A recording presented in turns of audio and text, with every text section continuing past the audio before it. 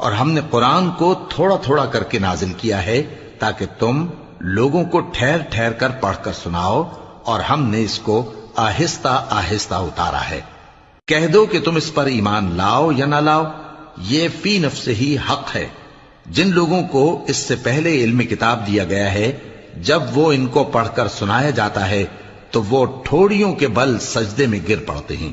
اور کہتے ہیں کہ ہمارا پروردگار پاک ہے، بے شک ہمارے پروردگار کا وعدہ پورا ہو کر رہا، اور وہ ٹھوڑیوں کے بل گر پڑتے ہیں اور روتے جاتے ہیں، اور اس سے ان کو اور زیادہ عاجزی پیدا ہوتی ہے۔ کہہ دو کہ تم معبود برحق کو اللہ کے نام سے پکارو یا رحمان کے نام سے، جس نام سے پکارو اس کے سب نام اچھے ہیں، اور نماز نہ بلند آواز سے پڑھو اور نہ آہستہ، بلکہ اس کے بیچ کا طریقہ اختیار کرو، اور کہو کہ سب